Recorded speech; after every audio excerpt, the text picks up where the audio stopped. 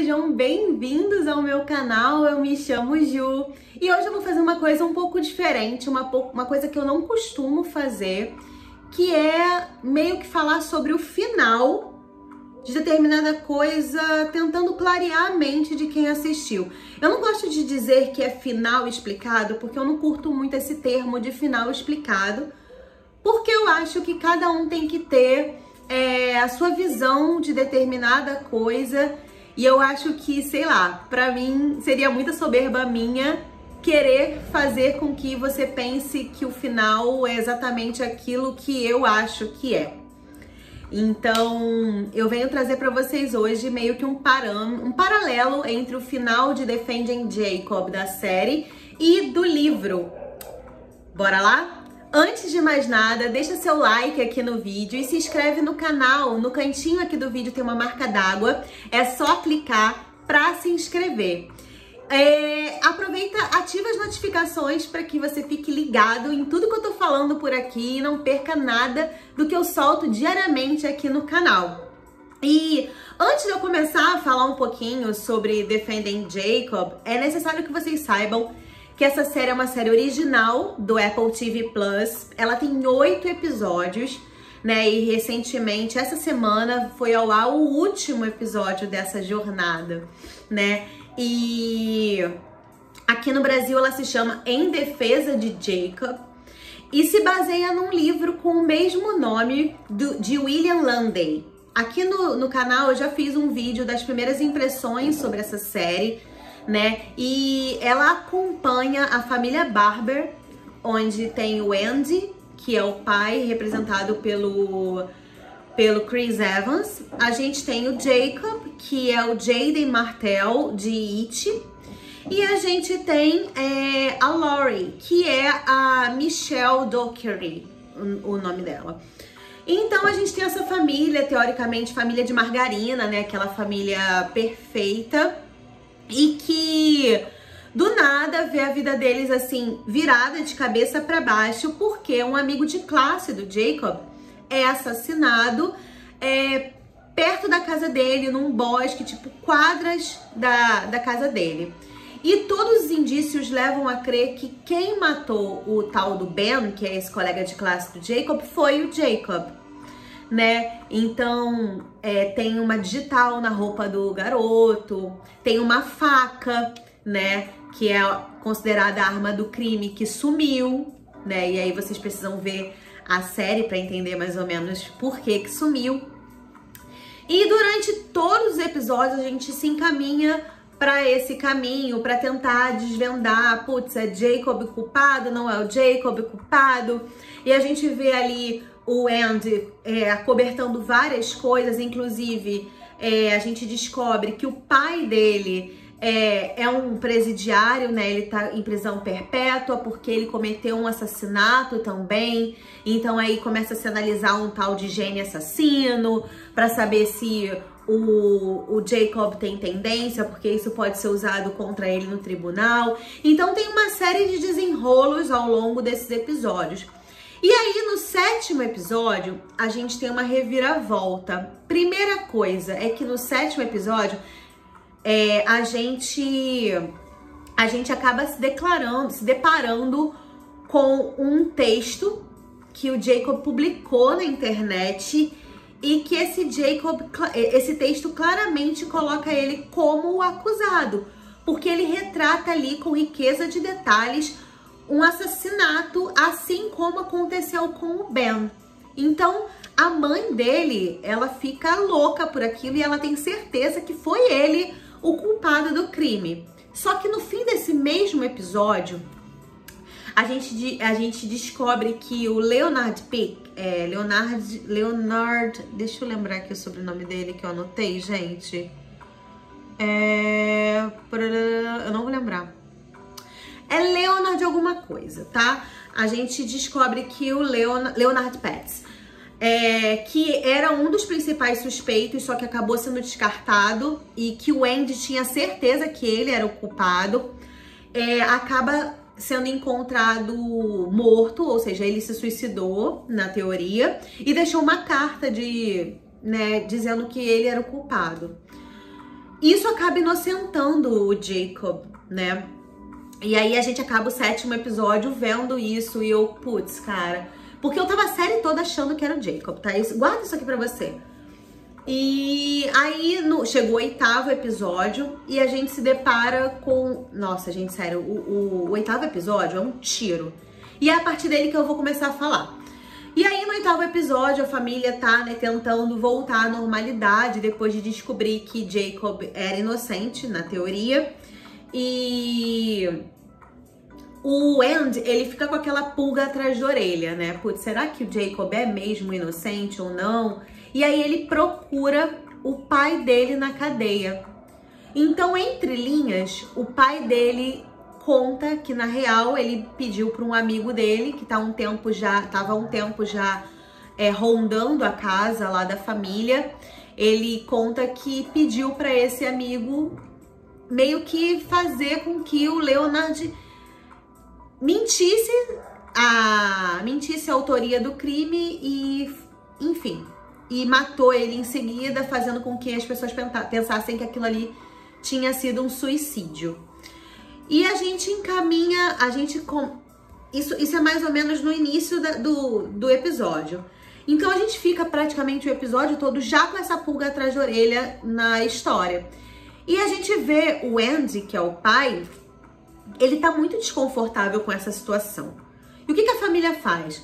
Ah, vamos fazer uma viagem para comemorar que ele foi solto. E a partir dali, aquela viagem seria como se fosse um pontapé inicial para que eles recomeçassem a vida dele, né? Porque depois dali eles iam voltar e eles iam se mudar porque tinham conseguido empregos em outros lugares e tudo mais. Só que essa viagem, ela é um divisor de águas, tanto no livro quanto na série. E eu vou explicar para vocês agora por que ela é esse divisor de águas. Porque, na real, eles viajam para o México e no livro eles viajam, na real, para Jamaica. E por que eles fazem essa viagem para tão longe, para um lugar totalmente diferente? Porque eles acreditavam que nesse lugar não ia ter ninguém que conhecesse eles e eles poderiam, tipo, ficar uns dias lá, que era final de ano, em paz, né? Sem que ninguém os reconhecesse, sem que eles fossem abordados e tudo mais. Só que, diferente do que a gente pensou, assim que eles chegam lá, o Jacob se depara com uma menina e essa menina reconhece ele de cara. Essa menina é Hope, ela tem 16 anos. E ela é se não me engano, do Canadá. Ela é do Canadá, isso. E ele acaba se relacionando com essa menina. Até então, tudo bem. E eles decidem comemorar a virada de ano num luau na praia. A família dele, tudo bem, beleza. A família da menina parece ser ok. Eles conheceram a família da menina. E tudo bem. Só que no dia seguinte, no mesmo dia, eles chegam no quarto e o Jacob tá lá, sem a camisa que ele tinha ido, e todo estranho, assim como na época que o Ben tinha sido morto também, né? Mas tudo bem, os pais não desconfiaram, né? Só que no dia seguinte, a polícia aborda eles porque a menina estava desaparecida. Pronto, a pulga ficou atrás da orelha de novo. Isso acontece tanto no livro quanto no filme, na série. E aí o Andy acaba contando pra Laurie o que ele descobriu, que na real o Leonard Pettis não era o culpado do que tinha acontecido e que aquilo tinha sido armado. Pronto, aquilo ali é o motivo dela reviver tudo aquilo que ela tinha ouvido, que balançou tanto ela, sobre aquela declaração, aquele post que ele tinha feito na internet, que parecia tão realista de um assassinato, né? Logo a gente descobre que, na real, ela estava viva e que ele não tinha nada a ver com essa história. Isso na série. No livro, ela é encontrada morta, enforcada na praia. Tudo isso que aconteceu, tanto no livro quanto na série, desencadeia pra Laurie ela fica psicologicamente abalada. E isso tira ela do eixo completamente, sabe? Ela fica muito, muito mal, ela não consegue mais conversar com o Jacob, ela não consegue mais viver em paz com esse sentimento dentro dela.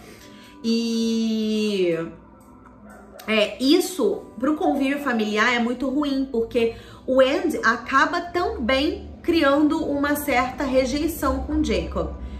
Até que um dia ela fala que vai levar ele pra cortar o cabelo.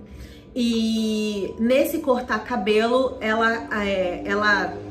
aquele silêncio dentro dela começa a gritar e tudo mais. E ao mesmo tempo ela vê a apatia do garoto, né? E ela começa a confrontar ele pra saber se é verdade, se ele matou o Ben, se não matou. Porque ela não consegue conviver com esse silêncio, sem saber se era verdade ou não tudo que tinha acontecido. E ela, com raiva, em alta velocidade, numa pista cheia de chuva, ela joga o carro contra um muro e eles acabam indo pro hospital. Na série, os dois estão vivos, só que o Jacob tá entre a vida e a morte. No livro, o Jacob morre e ela quase que não sobrevive. E a gente pode imaginar na cena final, quando o Andy, que é o Chris Evans, entra no quarto dele e a gente vê aquela cena, né, o plano fechando, né, como se fosse só na fresta da porta, imaginar que sim, que ele realmente acaba morrendo, né, o Jacob. E a gente termina a série basicamente sem saber se ele matou o Ben ou não. Mas o que eu entendi com toda essa história? É que, na real, saber quem matou o Ben ou não era mais o que interessava. E sim, todo o contexto. Obviamente, se você me perguntar se eu acho que ele matou o Ben, eu vou dizer pra você que eu acho que ele matou o Ben. Mas a gente também pode ver ali que ele foi uma pária da sociedade. Só porque ele é um adolescente introspectivo, ele pode ter sido acusado só por conta disso. E por ter, enfim, familiares que cometeram crime também. Na real, pode ter sido até o Leonard. A gente nunca vai saber. Mas a questão ali é saber que essa série, ela fala sobre escolhas, verdades e mentiras. E a gente vê que em grande parte do tempo, o Andy, ele escolheu mentir. Na verdade, ele escolheu omitir informações. E a história fala muito sobre ele ter que viver agora o resto da vida dele com essa culpa, né? Ele mentiu sobre a faca, ele mentiu pra Lori, ele mentiu sobre o pai, ele mentiu sobre o Leonard. Então, a gente começa a refletir se a mentira, na real, seria ali o melhor caminho nessa situação. Então essa série, eu adoro séries que não deixam um final fechado e sim deixam um final em aberto para que a gente possa, aí sim, tomar nossas decisões e nossas conclusões sobre aquilo que a gente viu. Eu amei a série, eu espero que você tenha curtido a série também. Conta pra mim se você gostou desse final, se você achou que queria saber quem tinha matado. Eu gostei do final, mas eu gostaria que fosse verbalizado que ele tivesse sido assassino ou não. Mas enfim, fica pra gente aí refletir. Quem sabe ter uma segunda temporada? Eu acho que não, mas se tivesse eu ia assistir. Deixa seu like no vídeo, se inscreve no canal e ativa as notificações, que amanhã tem mais vídeo pra vocês. Beijinho!